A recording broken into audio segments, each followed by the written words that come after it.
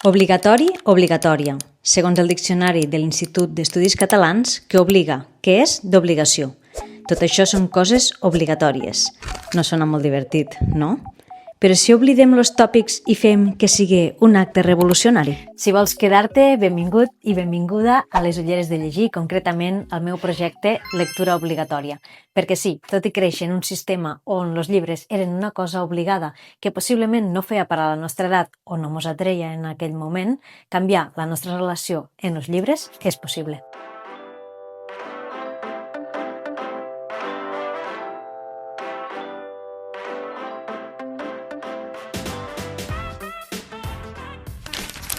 Si m'has trobat per este racó del món del contingut ràpid i fugaç, hola, soc Roser i espero que tingues la possibilitat de parar-te i pensar en qui ets, en què t'agrada i en què totes les aficions són bones i vàlides.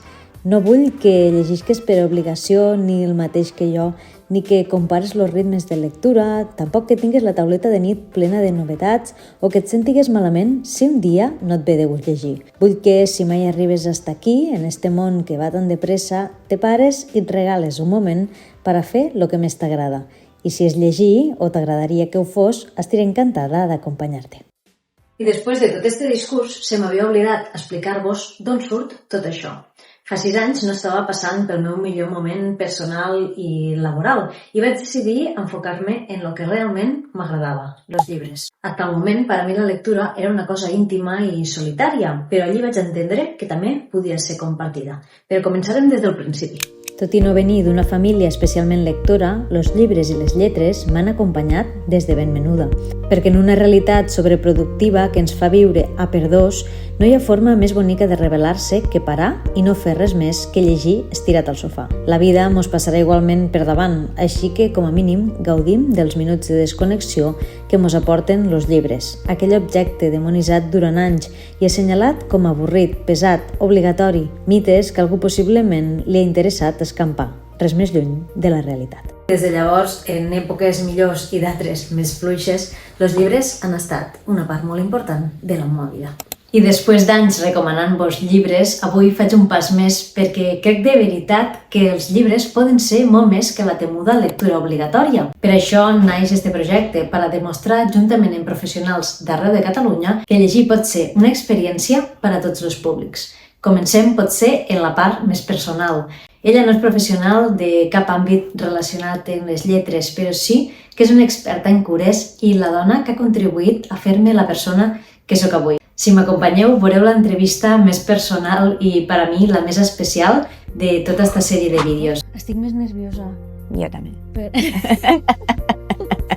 Per encetar aquesta sèrie de vídeos faré una de les entrevistes més especials de tot el canal, vos podria dir, i és que entrevistaré a ma iaia, a Rosario Peña Martínez, i direu, per què entrevisto a ma iaia, no? Si vos havia dit que en aquesta sèrie de vídeos entrevistaria a professionals del sector del llibre, per què ma iaia, no? Que no és experta en cap d'aquests sectors. Primer que tot perquè moltes vegades donem per sentat que l'educació és una cosa que tots podem tindre de manera universal, de manera gratuïta, que l'accés és universal, no? Que tots podem accedir a aquesta educació obligatòria primer i moltes vegades fins i tot superiors, però això no sempre ha sigut així.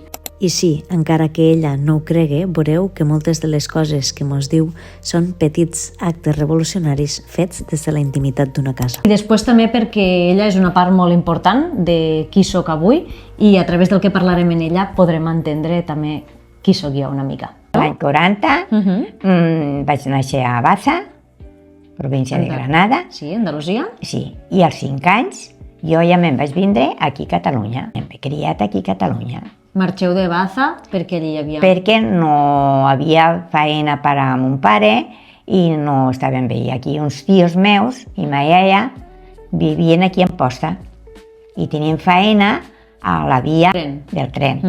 I mons tios tenien feina i van cridar a mon pare perquè m'on vinguéssim. Vens aquí en 5 anys, eres molt petita. 5 anys, no? 5 anys. A casa teua parlaven català, parlaven castellà? En castellà. Parlaven sempre en Sí, castellà. en castellà, perquè érem castellans. Mhm. El que passa que jo, com tenia 5 anys, ja vaig anar a col·legi, i ja me vaig aprendre el català. I el castellà quasi no el sé parlar. Vas a col·legi? Vaig anar a col·legi, Quan arribes en 5 anys ja va...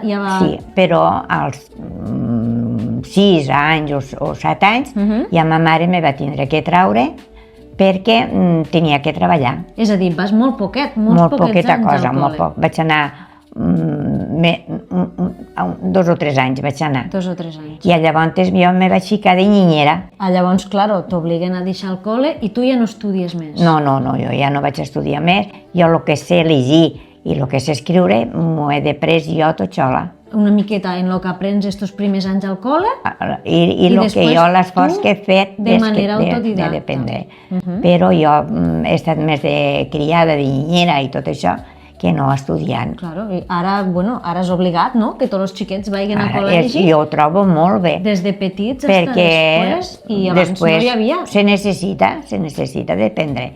Has dit que aprens tu a llegir, Sí. quasi, i també I a escriure. a escriure i a parlar en català, no? Claro, en català, perquè jo anava en amiguetes, anava a la puesto que estava de niñera, eren catalans, i jo vaig aprendre el català. I després, quan te fas més gran, quines són les teues aficions? Les meves aficions doncs era fer puntilla, Vale, sí. fer puntilla, fer calça, a vegades agafava una novel·letes, m'agradava llegir novel·letes, si trobava un llibre que m'agradava també lo llegia, i feia sopa de lletres. Jo, claro, quan ja me vaig casar, doncs ja vaig tindre els meus fills i tot això, i ja no tenia temps Ni de llegir, ni de fer moltes aficions. però encara tenia ratets que llegia i feia puntilla i feia calça. Quin tipus de llibres llegies? Ai, doncs ara no me'n recordo. Però sempre has llegit novel·letes, no? Novel·letes de Sí. Corín Tellado. Romàntiques, podem dir, no? D'històries d'amor i tot això. Aquestes novel·les, curiós, perquè no les agafes de la biblioteca, no? A vegades he anat a la biblioteca a buscar-ne. Però després hi ha un sistema que al mercat, no? Hi ha una parada.